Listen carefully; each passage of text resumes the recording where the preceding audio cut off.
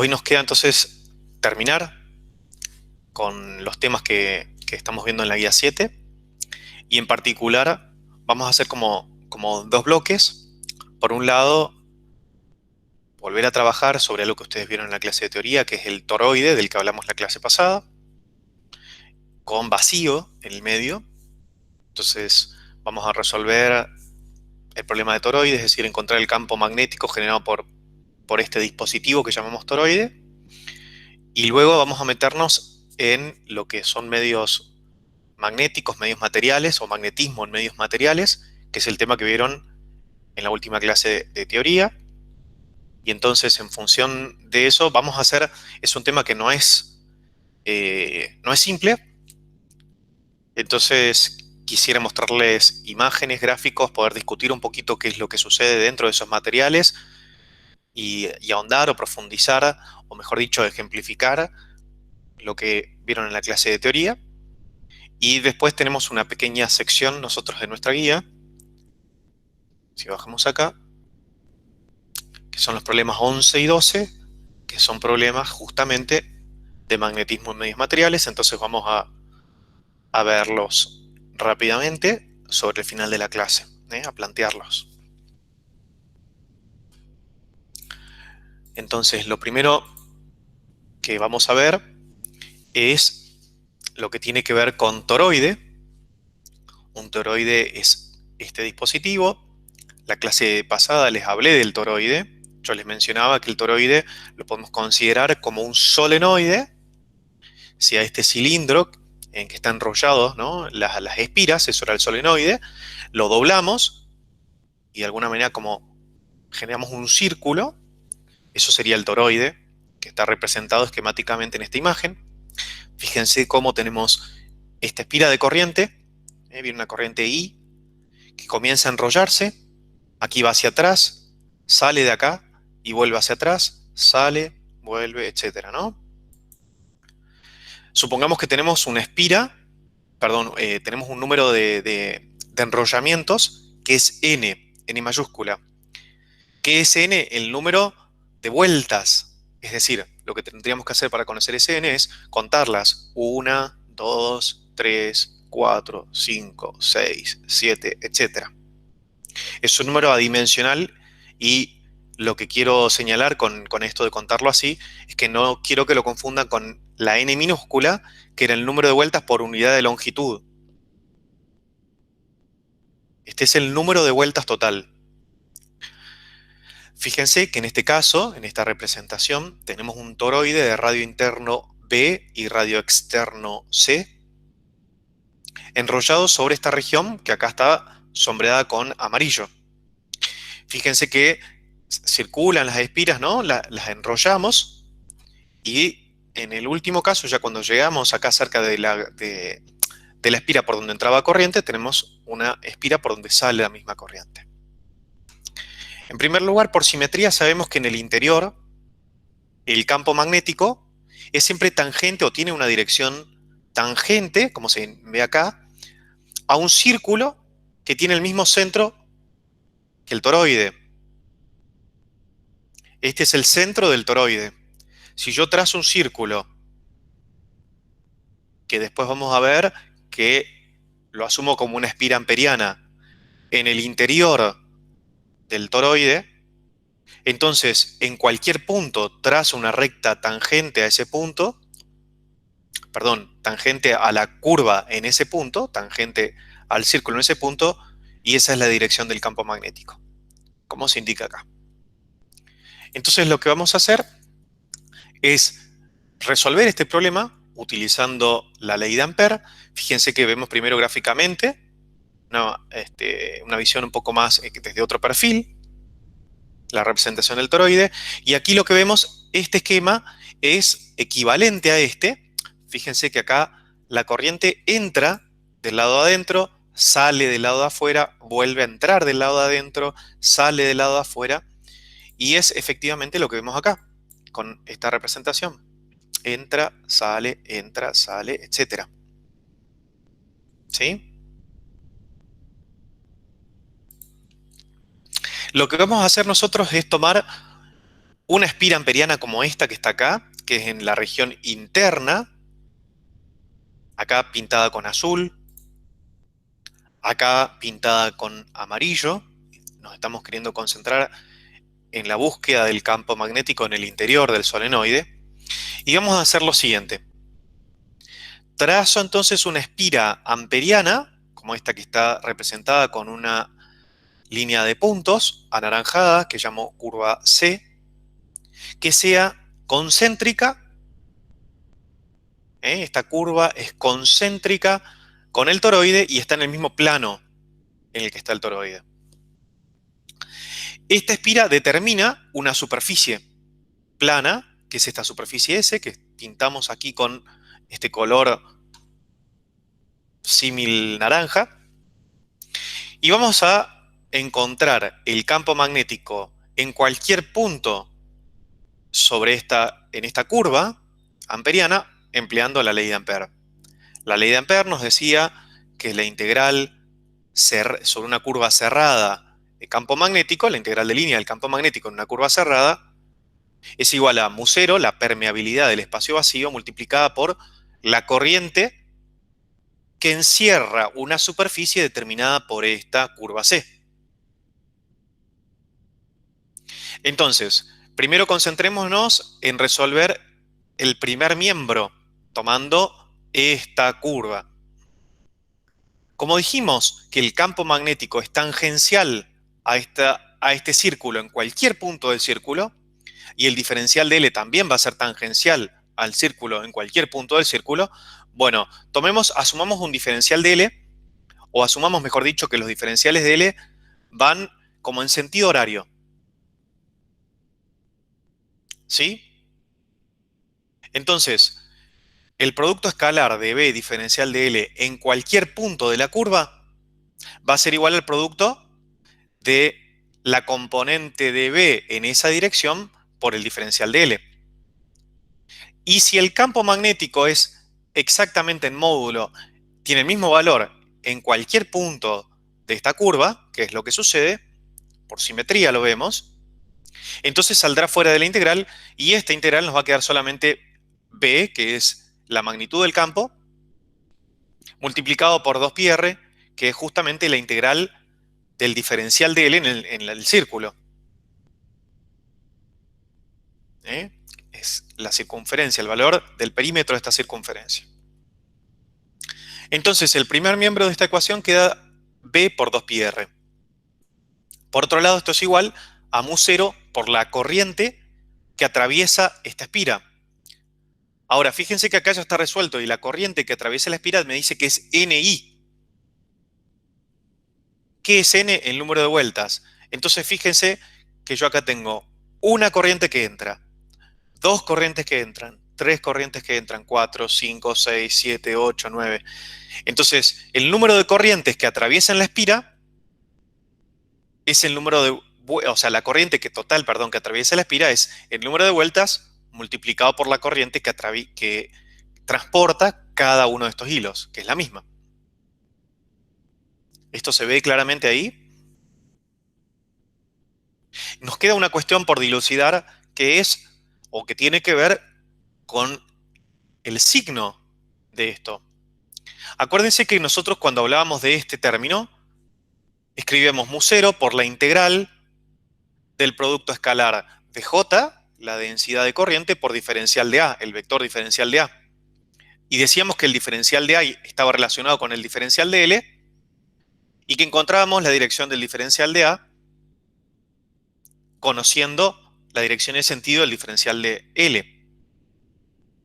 Si el diferencial de L acá lo tomamos en cada punto apuntando en sentido horario, quiero que ustedes me digan el diferencial de A para esta superficie, que naturalmente va a ser perpendicular a la superficie, es decir, va a venir hacia nosotros o va a ir hacia adentro, es perpendicular a la pantalla. Quiero que ustedes me digan qué sentido tiene cuando elegimos ese diferencial de L. No lo entendí, profe. Si el diferencial de L, por ejemplo, en este punto, va hacia allá. Y en este punto el diferencial de L va hacia allá. Y en este punto el diferencial de L va hacia acá. ¿sí? Para hacer esta integral, tomo este diferencial de L, después tomo este diferencial de L, etcétera. ¿Cuál sería el sentido del vector diferencial de área? Entrando a la pantalla. Entrando a la pantalla, efectivamente. Usan la regla de la mano derecha, circulan en el sentido de circulación del diferencial de L, así, con la regla de la mano derecha, y van a ver que el pulgar va a indicar el sentido del diferencial de A.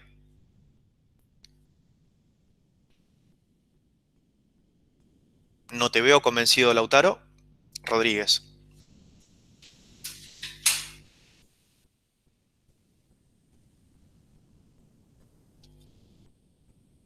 Estoy mirándolo con la regla de la mano derecha. Hacelo tranquilo. Profe, una pregunta. Sí, claro, Lautaro. Moragues. ¿Cómo sabe que B y diferencial de L son paralelos Bien. y no antiparalelos? Perfecto. Buena pregunta. Si asumimos, entonces, primero hacemos esto. Decimos que lo que asumimos arbitrariamente es que el diferencial de L va a ir en este sentido, como estaba diciendo, ¿no? Eso es arbitrario. Y sabemos, por simetría, que el campo magnético tiene esa dirección, pero como decís vos, no sabemos si va, por ejemplo, en este punto, que estoy señalando con el cursor, si va hacia la derecha o hacia la izquierda. Entonces digamos que si va hacia la derecha es positivo y si va hacia la izquierda es negativo. No lo sabemos. Pero entonces, si va con el diferencial de L, es decir, en el mismo sentido que el diferencial de L, este producto escalar es positivo. Si va en sentido contrario es negativo. Entonces, por eso dejamos este B, si todavía sin el módulo no sabemos hacia dónde irá el campo. Entonces, asumamos que va hacia la derecha, como les decía. Va junto con el diferencial de L, que el diferencial de L sí es arbitrario. Pero una vez que determiné arbitrariamente el diferencial de L, el diferencial de A queda unívocamente determinado, va hacia adentro. Si hubiese elegido el diferencial de L en el sentido contrario, el diferencial de A estaba en sentido contrario. Entonces, ya voy justamente a responder eso, Lautaro. Como el diferencial de L, yo lo asumo, yo les propuse recorrerlo en sentido horario a esta espira, entonces el diferencial de A va hacia adentro. Este I sub C, en este caso particular, para esta superficie, ¿es positivo o negativo?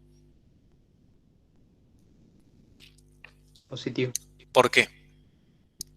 Porque está en el mismo, tiene el mismo sentido que el diferencial de A. Exacto, porque la corriente está yendo en sentido igual al sentido del diferencial de A, que es hacia adentro. Acá la corriente entra, acá entra, acá entra, acá entra, y el diferencial de A también va hacia adentro. Entonces, esto es positivo bajo la asunción que estoy haciendo de entrada, que el diferencial de L lo obtengo recorriendo a la espira amperiana en sentido horario, entonces el diferencial de A es positivo hacia adentro.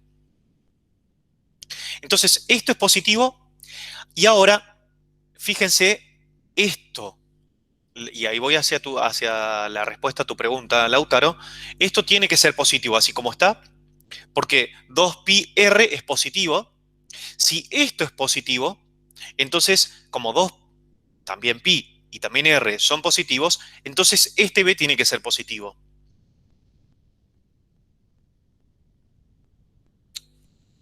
¿Sí? Si yo hubiese dicho, y esto no quiero que los maree, pero fíjense esto que voy a decir. Mantengamos el diferencial de L y el diferencial de A como veníamos suponiendo, ¿no? Diferencial de L lo voy tomando en el sentido en que voy recorriendo esta espira y que es en sentido horario. Acuérdense siempre que el diferencial de L es un vector que está en una dirección tangente a la curva en cada punto.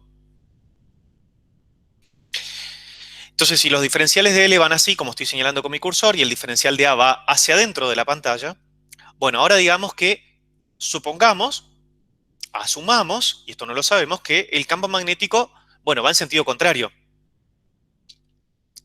¿Sí, Lautaro? Esto va a ser así para cada punto. Por lo tanto, esto que está acá sería un valor ya negativo, porque B y diferencial de L apuntarían en sentidos contrarios, en la misma dirección, pero en sentidos contrarios, para cada punto de esta curva. ¿Sí, Lautaro? Sí.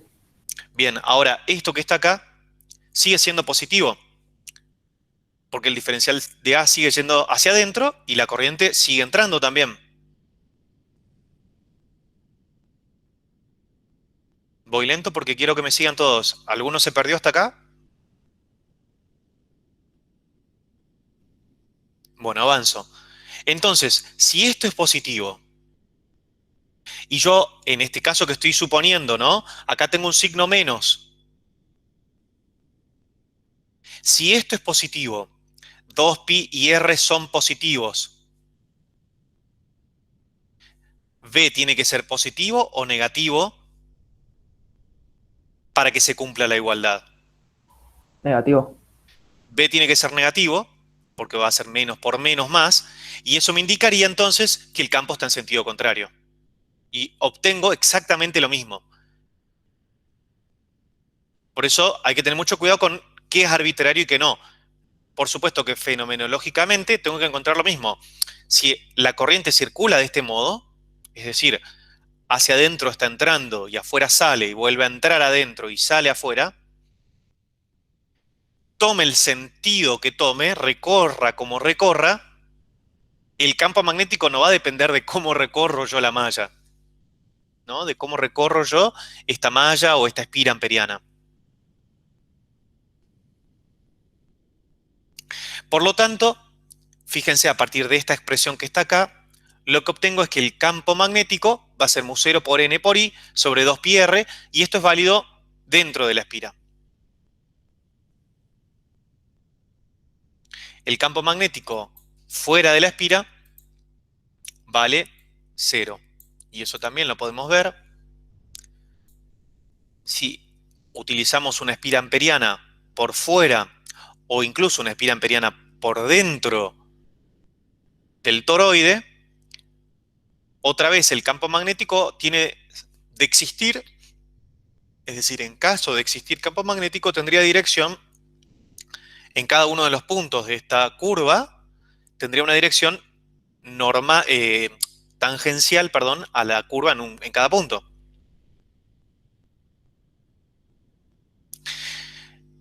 Como la corriente encerrada por esta curva vale ¿cuánto?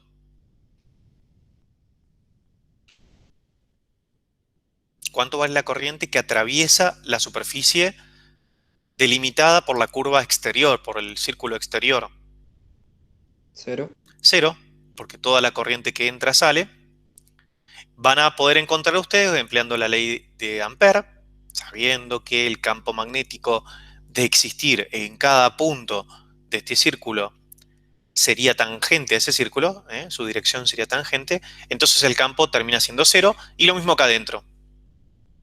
Entonces un toroide lo que me genera es un campo magnético que es solo distinto de 0 dentro del toro, dentro de este toroide. Pero a diferencia de lo que sucede en un solenoide largo, lejos de los extremos, el campo magnético en el interior, ¿qué característica tenía?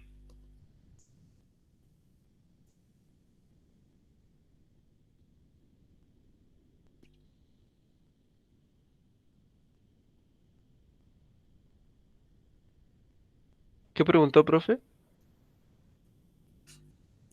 ¿Alguno que repita lo que pregunté?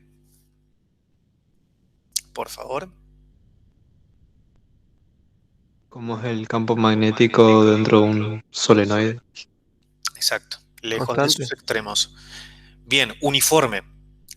Decir constante hay que tener cuidado porque constante es un escalar. Como nos referimos a vectores, utilizamos la expresión uniforme, que significa que tiene la misma magnitud, misma dirección y mismo sentido. Esto no sucede acá. Fíjense que el campo magnético en el interior de un toroide depende de R. Entonces, Si yo estoy más cerca, tiene un valor en la magnitud del campo, y si estoy más lejos, tiene otra magnitud. Ahora se puede hacer una aproximación, y es cuando el toroide, el radio externo del toroide, es mucho más grande que el ancho del toroide, si se quiere, ¿sí? Si quieren tomarlo como el diámetro del cilindro que fue enrollado, que es esta diferencia B menos A,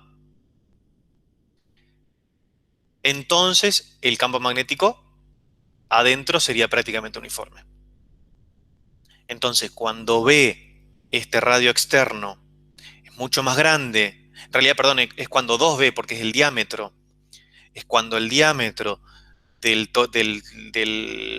la circunferencia externa del toroide es mucho más grande que este ancho, que es decir, B menos A, entonces se puede demostrar que el campo magnético en el interior es prácticamente uniforme, es decir, deja de depender, su magnitud deja de depender del radio, o de la posición en la que estemos. Bien, hasta acá estamos todos de acuerdo, Sí. porque ahora empieza el baile, y entonces hasta acá necesito que me sigan con la menor cantidad de dudas posible.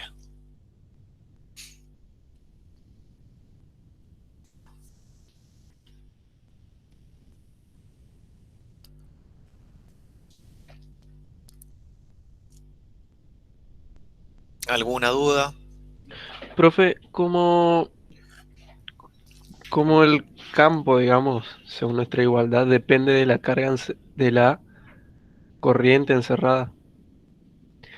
Yo no podría simplemente utilizar la regla de la mano derecha, por ejemplo, y veo que todas las corrientes entran, entonces hago así y veo que el campo va en ese sentido, Ujú. ignorando completamente las de afuera.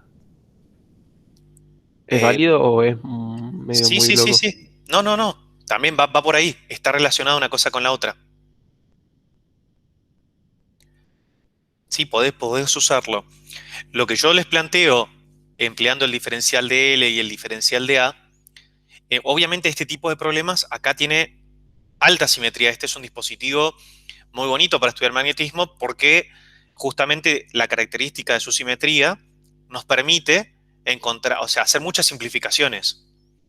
Cuando yo les planteo lo del diferencial de L y el diferencial de A, que en principio es más complicado que plantearlo con la regla de la mano derecha de entrada, mi intención es que ustedes sean capaces de resolver luego problemas más complicados, donde es necesario, justamente, uno ya no tiene esta simetría, y por lo tanto necesita hablar de algo, digamos, uno necesita un grado de abstracción mayor, para ponerlo en términos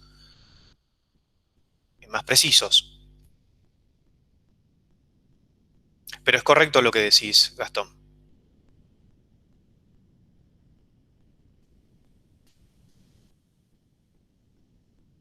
Bueno, veo que está todo demasiado claro. Entonces vamos a hacer un paso adelante. En realidad, para hacer el paso adelante, como generalmente lo debemos hacer cuando queremos aprender algo nuevo, vamos un poquito para atrás y empezamos a hacer algunas analogías para construir nuestro conocimiento apoyándonos en algo que ya conocemos, aunque sea de manera muy reciente. Asumimos que esto ya lo conocen. ¿Qué es esto? Bueno, una espira por la que circula corriente. Entonces por aquí circula corriente, por ejemplo, viniendo hacia nosotros, sale. Fíjense que se genera un campo magnético cuyas líneas de campo son estas que están representadas acá. Nosotros, ¿se acuerdan también ustedes que asociábamos a una espira cerrada por la que circula corriente, le asociábamos qué magnitud física?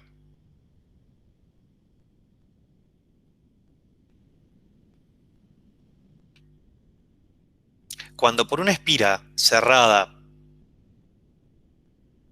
circula una corriente, hablábamos de que podíamos considerar esa espira como un momento dipolar magnético, efectivamente.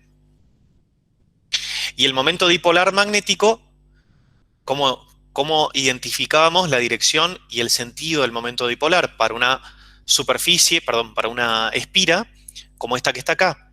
Lo que decíamos era, trabajamos con espiras planas, es decir, espiras que están sobre un plano. El momento magnético era perpendicular a ese plano y el sentido del momento magnético, es decir, si va para allá o si va para allá, lo encontrábamos según el sentido de circulación de la corriente. Con la regla de la mano derecha, si la corriente es así, la recorro con mis dedos, entonces el dedo pulgar me indica que el momento magnético va por un lado. Y si la corriente va en sentido contrario, el momento magnético irá para el otro. Luego decíamos que el momento magnético, por ejemplo, de esta espira, si ya nos olvidamos de la espira y la dejamos solo representada por un vector que sea el momento magnético, entonces la espira que tiene momento magnético mu, cuando esté en un campo magnético externo, ¿qué va a tender a hacer? Va a tender a alinearse con el campo magnético. ¿Bien? ¿Se acuerdan que hablábamos tanto de energía potencial magnética? Aquella famosa U igual a menos el producto escalar de mu por B, donde mu es el momento magnético y B es el campo externo. Y también hablamos del torque, del momento de la fuerza que el campo magnético ejerce sobre la espira, que era tau, el torque, igual a el producto vectorial de mu, momento magnético, por B, campo magnético externo. Todo esto más o menos lo tienen asimilado, ¿cierto? Como ahora vamos a entrar en magnetismo justamente en medios materiales, vamos a hacer la comparación con lo que sucedía en electricidad o en electrostática. Naturalmente, estas son las líneas de campo eléctrico generadas por un dipolo eléctrico. Y estas son las líneas de campo magnético generadas por esta espira por la que circula corriente. Pero acá tenemos que distinguir dos cosas que pueden confundirnos. Estas son, insisto, las líneas de campo eléctrico que genera este sistema. Es decir, si yo pongo una partícula de carga positiva acá, una carga de prueba, es decir, una carga muy chiquita, esta partícula de carga Q va a experimentar una fuerza que está en una dirección tangente a esta línea de campo. ¿Sí? Es decir, estas dos partículas generan un campo, perturban, digamos así, el espacio, de manera tal que si yo agrego alguna carga, esa carga va a sentir una fuerza o va a experimentar una fuerza debido al campo generado por estas partículas. ¿Sí? Y despreciamos el campo que genere la partícula de prueba. ¿Todos me siguieron esto que acabo de decir?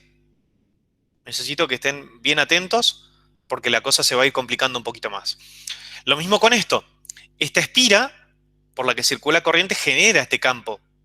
Es decir, si sobre esta espira circula corriente, el espacio se perturba, digámoslo así, mediante estas líneas de campo. Si yo en algún lugar acá colocase una partícula cargada en movimiento, experimentaría una fuerza magnética. O una corriente eléctrica también experimentaría una fuerza. ¿Bien? Eso es de lo último que estuvimos hablando, que son fuentes de campo magnético, para este caso, y esta es como una fuente de campo eléctrico.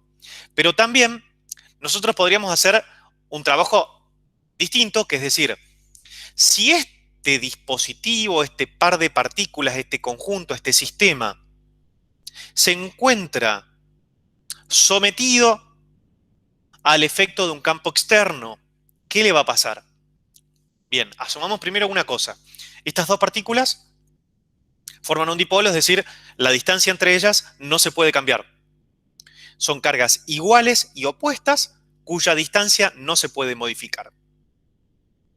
En presencia de un campo eléctrico externo, ustedes saben qué le va a pasar a este dipolo.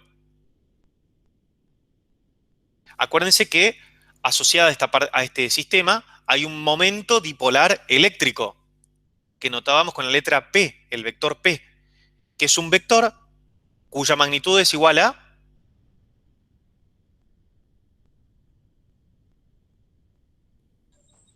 2L por Q creo que era. 2L por Q. ajá, la distancia por la carga. Entendí M, la masa no tiene nada que ver acá. Esa es la magnitud. Y la dirección es la dirección en la que están, la dirección que une, si se quiere, a ambas cargas, la recta que pasa por ambas cargas, y el sentido es desde la carga negativa a la carga positiva. Entonces definimos el momento dipolar eléctrico. ¿Qué va a pasar si ahora nos olvidamos de todo este dispositivo y lo representamos solamente con un vector? Que es el vector momento dipolar eléctrico, que va desde acá hasta acá, en ese sentido. Y si hubiese un campo eléctrico que va de izquierda a derecha, un campo eléctrico uniforme, ¿qué va a pasar con el momento dipolar eléctrico?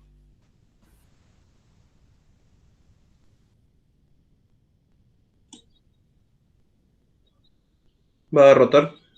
¿Hacia dónde? Es el sentido del campo.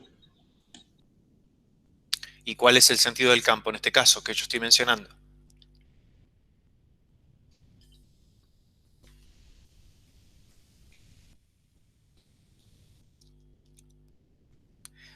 ¿Hacia la izquierda puede ser? A ver, el vector P, que es el momento dipolar eléctrico, está en dirección horizontal y en sentido de izquierda a derecha. El campo eléctrico del que yo les hablo es un campo eléctrico uniforme que tiene dirección horizontal y sentido izquierda a derecha.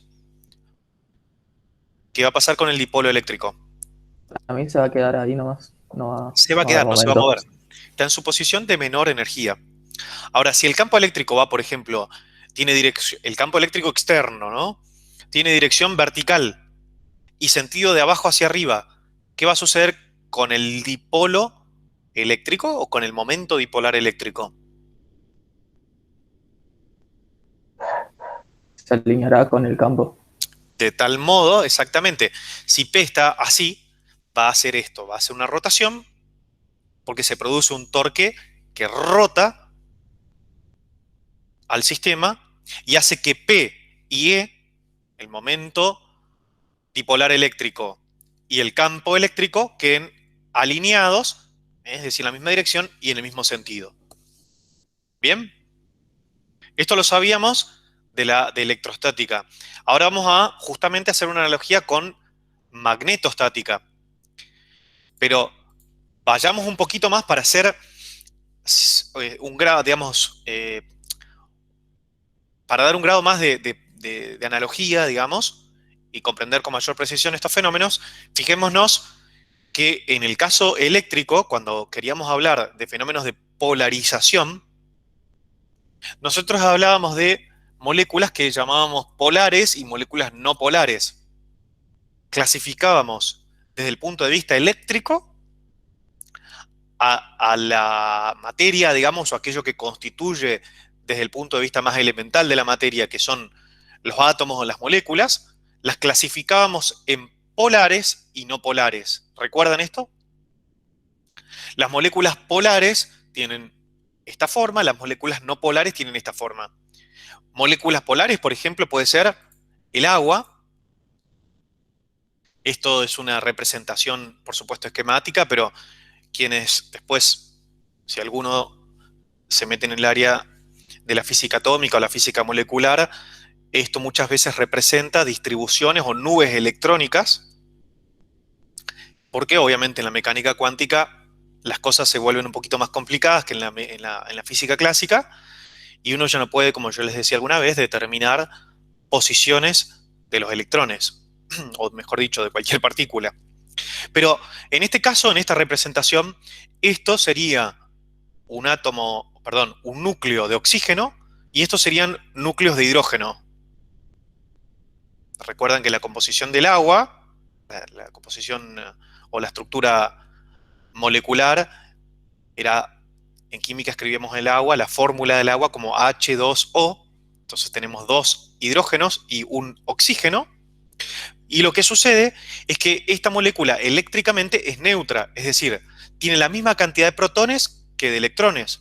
Aquí esto es eléctricamente neutro y esto es central. Pero lo que sucede es que esta región atrae más electrones que esta región. De modo tal que acá queda como un exceso de electrones y acá un defecto de electrones. Esto lo habíamos dicho también cuando estudiamos capacitancia y las propiedades eléctricas de los materiales. Entonces, acá hay un exceso neto de carga positiva y en esta región acá hay un exceso neto de carga positiva. Por lo tanto, este tipo de moléculas, como el agua, tiene un momento dipolar que llamamos permanente. Esta es una molécula polar. ¿Qué significa permanente? Que independientemente de si haya o no campos eléctricos externos, la molécula de agua siempre tiene esta estructura. Y por lo tanto, permanentemente tiene un dipolo eléctrico que va desde aquí hacia acá. Desde la zona cargada negativamente a la zona cargada positivamente. Pero también habían otras moléculas, como esta que está representada acá, que en ausencia de campos eléctricos no tiene momento dipolar eléctrico. Tiene momento dipolar eléctrico nulo, cero. Esto significa que, ustedes recuerdan la definición de centro de masa.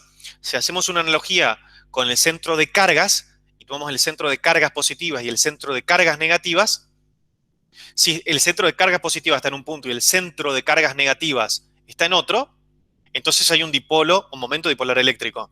Pero si coinciden esos dos puntos, como sucede en este tipo de moléculas, entonces el momento dipolar eléctrico es nulo. Pero en presencia de campos eléctricos externos, en ambos casos suceden cosas como estas.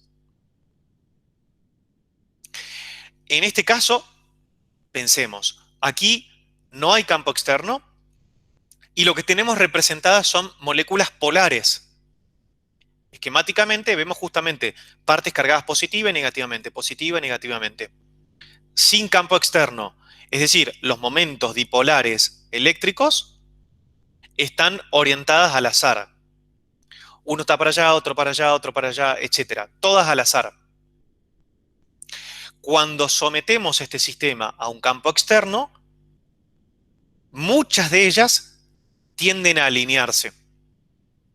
¿Por qué no se alinean completamente? Hay un efecto de temperatura de por medio.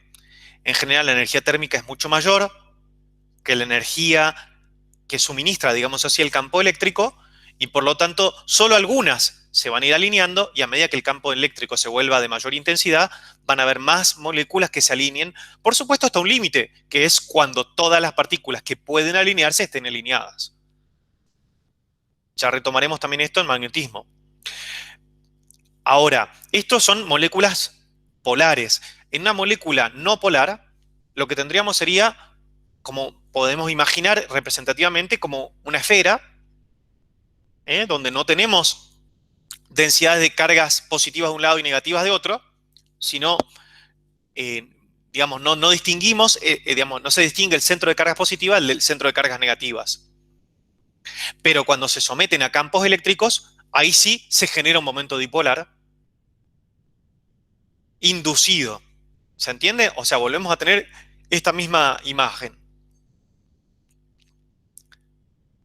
Frente a un campo externo, las moléculas polares, como estas, hacen que su dipolo permanente, su momento dipolar eléctrico permanente, como el del agua, se alinee con el campo eléctrico. Pero si tuviésemos moléculas no polares, las moléculas no polares no tienen momento dipolar permanente, pero cuando aparece el campo, se genera un momento dipolar y hace que se alinee con el campo. ¿Todos recuerdan bien esto? Entonces damos el paso decisivo y nos metemos en el tema de nuestro interés, y es este. Imaginémonos un sistema como este que está acá, que es un solenoide, es decir, cable enrollado alrededor de un cilindro largo. Nos concentramos en los efectos lejos de los extremos, el cilindro es muy largo, nos concentramos en los efectos en el centro, por dentro del cilindro. Por aquí circula corriente. ¿Cómo hacemos que circule una corriente continua? Lo conectamos a una batería. De manera tal, la batería me suministra, si se quiere, la energía necesaria para que circule corriente. Pero fíjense que cuando hablamos de capacitores, introducíamos materiales dieléctricos en una región donde había campo eléctrico, que era un capacitor de placas plano-paralelas, por ejemplo, donde el campo eléctrico es uniforme. Bueno, ahora en esta región interior del solenoide, dentro del solenoide tengo un campo magnético uniforme. Introduzco un material, pero en este caso no es un material dieléctrico, sino un material conductor. Por ejemplo, un núcleo de hierro, también cilíndrico. Y vamos a ver qué pasa. Así como cuando introducíamos un material dieléctrico dentro de un capacitor de placas plano-paralelas, que es el que puede generar un campo como este, tengo una placa paralela acá, de carga positiva, y una de carga igual y opuesta, negativa, de este lado, genera un campo uniforme, y sucede esto. Bueno, veamos qué sucede cuando introduzco un material magnético, material conductor, dentro de una región donde hay campo magnético y, para hacerlo sencillo, donde hay un campo magnético uniforme, como es un solenoide. Otra vez vamos a clasificar a las moléculas, es decir, a los materiales, según su composición molecular, ¿no? Vamos a clasificar a los materiales según su comportamiento magnético, cómo reaccionan frente a la presencia de campos magnéticos, y esto tiene que ver con su estructura interna, con su estructura atómica o molecular. Una representación gráfica nos permite hacer esto. A los materiales los vamos a clasificar como dia, para o ferromagnéticos. Esto lo vieron ustedes en clases de teoría. Y así como hablábamos nosotros para el caso de la clasificación eléctrica de los materiales, hablamos de moléculas polares o no polares. Fíjense que aquí tenemos elementos, moléculas, átomos, que en ausencia de campo magnético no tienen momento dipolar magnético. Ahora vamos a ver por qué esta H. Ya no se preocupen, pero esta H representa el campo magnético externo. Si no hay campo magnético externo, estas son moléculas que no tienen momento dipolar magnético permanente. A esos materiales los llamamos diamagnéticos. Después vamos a ver qué pasa cuando encendemos el campo externo. En cambio, los materiales que tienen momentos dipolares magnéticos permanentes, en ausencia de campo magnético, a esos materiales los llamamos paramagnéticos. Y sabemos que en la representación semiclásica, el origen lo podemos encontrar, lo vieron en teoría, pensando clásicamente, lo cual es equivocado, pero alguna pista más o menos nos puede dar, en los electrones orbitando alrededor de un núcleo, como si fuesen clásicos, pero orbitando en algunas órbitas particulares. Entonces ya es un modelo semiclásico porque metemos la teoría de Bohr. Bohr dice que los electrones solo pueden orbitar alrededor del núcleo en órbitas particulares, no en órbitas de cualquier radio, sino en algunas órbitas, y en otras están prohibidas. Por eso es un modelo semiclásico, no es ni clásico ni cuántico. Y como circula una carga, entonces es como tener una corriente, y es como tener una corriente en una espira, por lo tanto hay un momento magnético.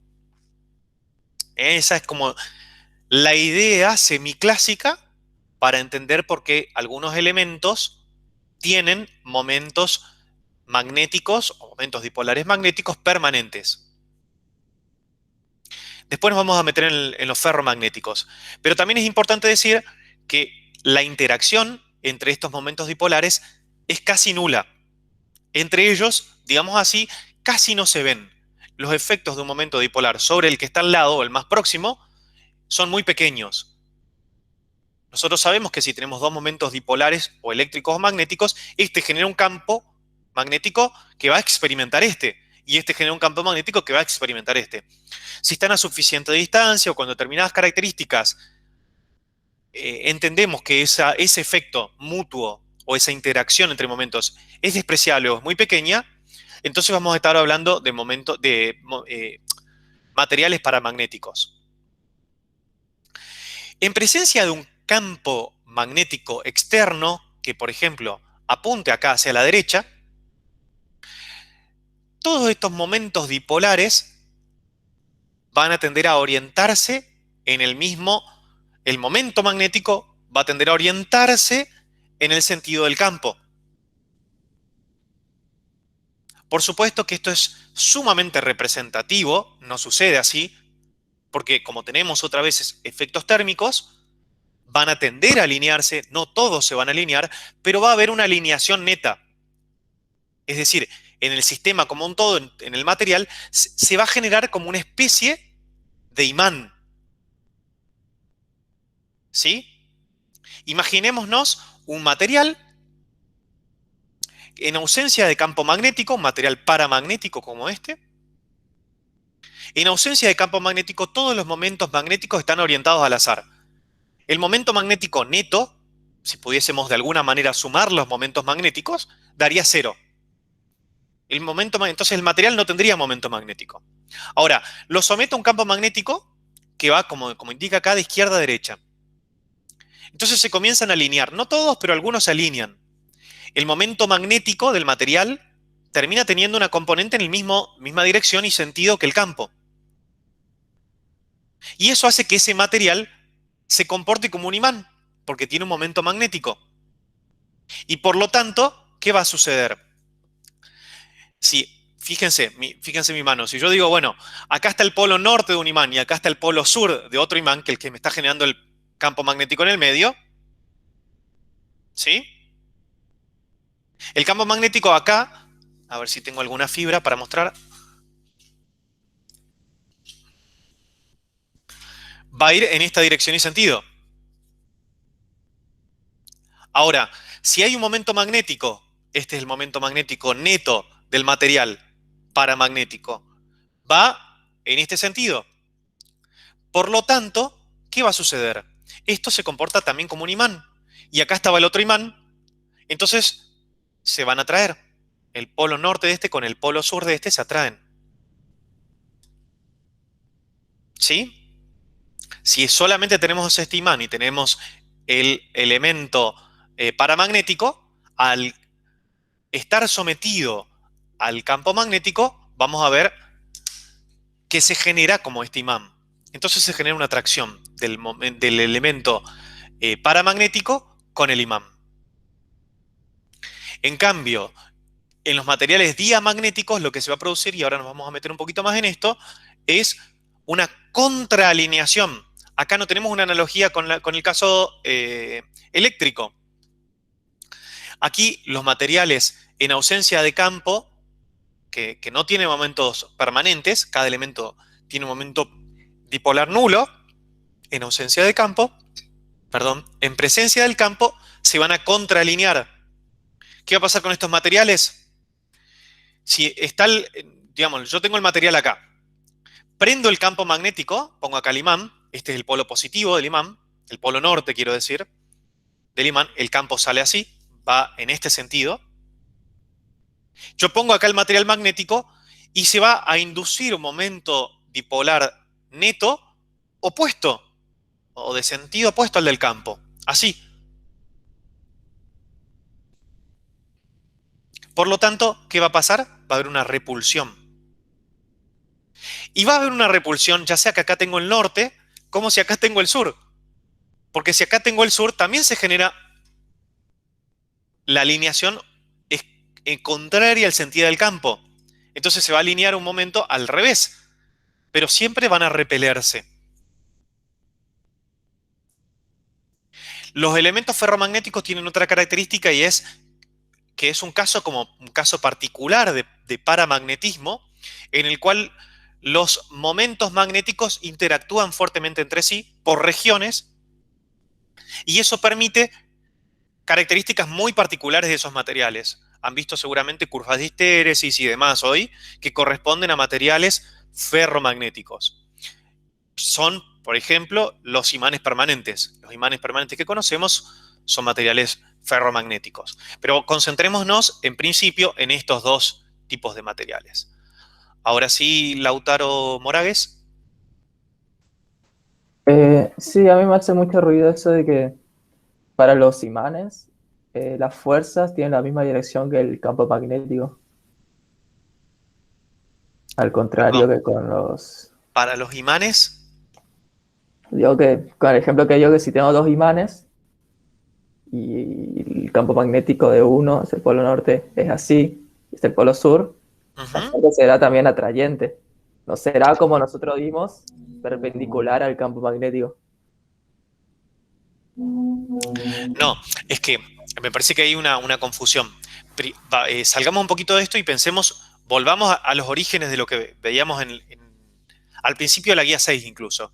Pensemos en dos imanes y piensen que mi dedo pulgar es el polo norte, y mis dedos meñiques son polo sur, para dar una imagen. Entonces nosotros sabemos, esto por simple experiencia, que si ponemos o enfrentamos dos polos norte se van a repeler, si enfrentamos dos polos sur se van a repeler, y que si ponemos un polo norte con un polo sur se atraen, y si ponemos un polo norte, el otro polo norte con el otro sur, se atraen también. Y la fuerza, pensémoslo así, Lautaro, imaginémonos ahora que sabemos este imán generando campo eléctrico. Las líneas de campo eléctrico de este imán, polo norte, polo sur, van a ser así, van a salir de este y van a entrar en este. Salen y entran. Pero en la línea en la que está el imán, están en esta dirección. El campo magnético podríamos decir que es así. ¿Sí? ¿Todos lo ven a eso? No sé si se alcanza con la representación de mis dedos a comprender. Si este es polo Sí, norte y sí. este es polo sur de un imán, estoy diciendo cuál es el campo generado por este imán. Bueno, el campo está, digamos, de este lado, así. Va como apunta mi virome. Ahora, saquémonos y olvidémonos de este imán, porque ya sabemos cuánto vale el campo sobre el eje. Y pongamos otro imán, que es el que quiero conocer qué fuerza experimenta este imán debido a la presencia del otro. Pero ya sabiendo que este imán sobre la línea genera un campo que va en la misma línea, entonces puedo decir cuál es la interacción de este imán debido a este campo. Pero a este imán, ¿sí? Voy de nuevo. Esto era el polo norte. Generaba un campo magnético que va para allá. Si yo pongo el polo norte de este imán apuntando hacia el otro polo norte, yo sé que va a haber una repulsión. ¿Sí? Sí, eso es lo que me hace ruido. Bien. Ahora, yo sé también que a este imán, cuyo polo sur está acá y cuyo polo norte está acá, le puedo asociar un momento magnético, un momento dipolar magnético. ¿Cómo iría el vector momento dipolar magnético de este imán? Esperemos un cachito que busco otro virome. Misma dirección y distinto sentido, sentido opuesto Exacto. Iría del así. campo. Yo no sé si se ven las puntas de las viromes, que es la Sí, sí, idea. sí. Sí. Iría así. Por lo tanto, hay un torque que tiende a rotarlo en sentido contrario. También puedo pensarlo en términos energéticos, de energía potencial. Cuando está, este es el campo magnético generado por el imán que yo tenía de este lado, sobre la línea o la dirección en la que estaba. Y este es el momento magnético cuando está apuntando norte con norte. Ahí el momento, perdón, la energía potencial magnética es máxima y la energía potencial magnética es mínima cuando están alineados. Este es el momento magnético del segundo imán y este es el campo magnético generado por el primero. Yo sé que puede ser un poco confuso, pero quiero que distingamos que acá estamos pensando que el imán que estaba de este lado es el que genera este campo. Este imán genera este campo sobre la línea. Nos olvidamos del imán y me quedo solo con el campo que generó ese imán. Y ahora pongo un nuevo imán, que puede estar así o así, pero a este imán yo le asocio un momento magnético. No me importa el campo magnético que genera ese imán. Me importa la fuerza magnética que experimenta ese momento debido a otro campo magnético. Cuando está apuntando así, es decir, norte acá y sur acá de este otro imán, entonces el momento magnético de ese imán será así. En caso contrario, estará así. Y es lo que sabemos. Precisamente, el sistema va a tender a apuntar el sur con el norte del otro imán. Es decir, el momento magnético del segundo imán tenderá a alinearse con el campo magnético generado por el primero. Sí, profe, hasta ahí perfecto, hasta ahí es Ah, intuitivo todo eso, pero el tema es que nosotros habíamos dicho que la fuerza magnética es siempre perpendicular al campo magnético. O sea, si yo tengo un campo magnético así, tendría que tener una fuerza así, o así, o así, o así. perfecto. Eso, espérate. Entiendo ahora por dónde va tu idea. Es perpendicular a la dirección, o sea, la fuerza magnética experimentada por una carga en movimiento o por una corriente es perpendicular a la dirección del campo magnético, lo cual es cierto. Pero acá hay que tener presente cuáles son esas corrientes. Ampère, esto también seguramente lo vieron en teoría hoy, Ampère, antes de que existiera la teoría, estamos hablando de siglo XIX, antes de que existieran las teorías cuánticas de la constitución de la materia, él propuso que en el interior de estos materiales magnéticos, por ejemplo un imán, hay corrientes internas que se llaman justamente corrientes, pueden llamarse corrientes superficiales. No tengo ninguna imagen acá para mostrárselas, pero las habrán visto en teoría, que lo que generarían es justamente, de alguna manera, explicarían el origen del magnetismo de los materiales. Pero entonces esas corrientes no están en la dirección en la que está el imán, o en la que está, mejor dicho, el momento magnético del material, sino en direcciones perpendiculares. Y de ahí puede venir la confusión. Porque lo que nosotros sabemos es que el momento magnético tiende a alinearse con el momento magnético del azul, el momento magnético tiende a alinearse con el campo magnético. ¿Se entiende? Quizás la confusión viene por el lado de pensarlo como partículas de movimiento. Yo estaba hablando de un momento magnético. Acordate que un momento magnético, si yo en vez de pensar ahora en el imán, pienso en una espira, este momento magnético así estaría representando una espira por donde circula corriente así. ¿Sí? En un plano perpendicular al momento, y el sentido me lo da la regla de mano derecha. Agarro la virome, apunto con mi dedo pulgar hacia donde apunta el momento, y mis otros dedos me están indicando el sentido de circulación de la corriente. Ahora, si yo pienso en esto o como una partícula recorriendo esta trayectoria o como una corriente en una espira, entonces sí, sobre cada una de esas partículas cargadas existe una fuerza magnética normal al campo magnético, por supuesto. Pero es sobre las partículas cargadas, no sobre el momento. Por eso nosotros reducimos, y hablando del momento dipolar, nos evitamos tener que hablar de todas las partículas o todo lo que está pasando. Es como una manera de simplificar el problema, hablando de una característica del sistema que a nosotros nos interesa para describir un fenómeno. Para terminar, profe, o sea, macroscópicamente puedo decir que las fuerzas magnéticas en los imanes son siempre, tienen la misma dirección que los campos magnéticos. Entre imanes, sí. O entre, digamos, en el fondo lo que estás diciendo con eso no es otra cosa que decir que el campo magnético siempre está alineado con el momento magnético. Tiende a estar alineado o tiende a alinear al momento magnético. Ahora, ¿qué sucede? Después, si quieren, nos metemos un poquito más en esto, pero cuando tenemos imanes enfrentados, digamos, polo norte con polo norte, por supuesto que lo que va a tener uno de ellos, si lo dejamos y le hacemos un pequeño movimiento, vamos a ver que este tiende a rotar y a traerse.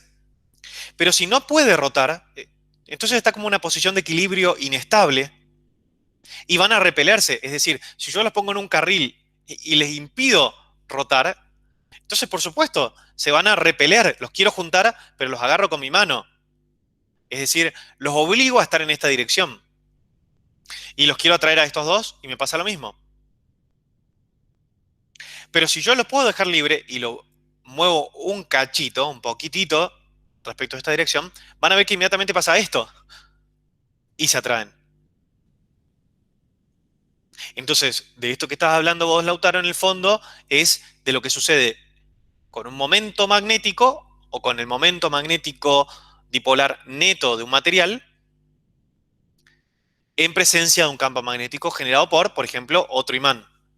Por eso es súper importante lo que les dije de la primera clase, que entiendo que no es fácil, pero pensar esto como, por un lado, la fuerza magnética que experimenta algún elemento, todas las características que tiene que tener, o una corriente, o una carga en movimiento, en una región donde hay campo magnético, y después, quiénes son las fuentes del campo magnético. Por eso lo tenemos en dos guías separadas. Y luego tenemos que, obviamente, pensar la interacción. Es decir, así como pensábamos en el caso eléctrico, que una carga genera un campo eléctrico que hace que otra carga experimente una fuerza eléctrica debido a la presencia de esta, también esta genera un campo eléctrico que hace que esta experimente una fuerza debido a la presencia de esta. En el caso eléctrico quizá a esta altura ya resulta un poquito más sencillo de comprender, pero en el caso magnético pasa lo mismo. Un elemento que genera campo magnético es susceptible de experimentar alguna fuerza o algún efecto debido a la presencia de un campo magnético generado por otro elemento.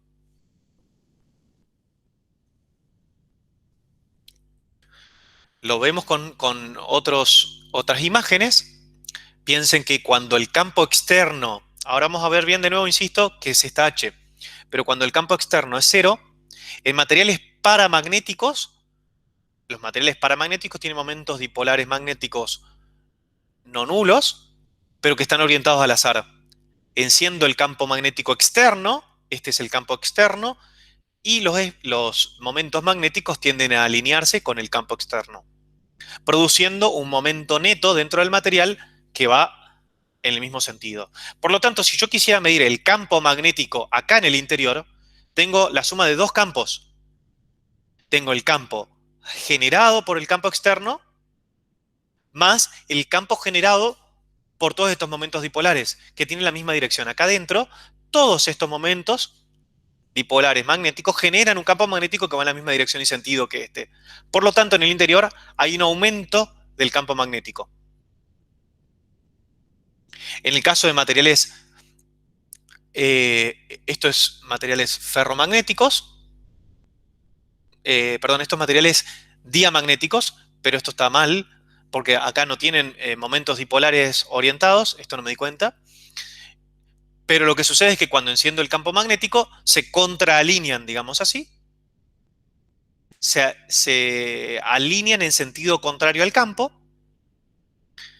Y luego tenemos, bueno, los momentos dipolares en caso ferromagnético, pero lo dejo aparte porque son un caso muy especial.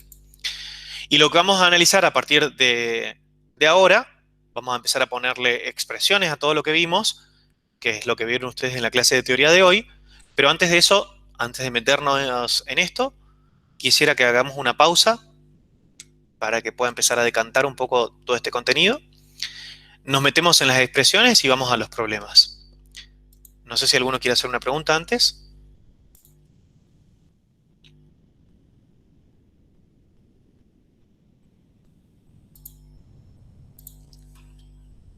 Bueno, cortamos por acá la grabación.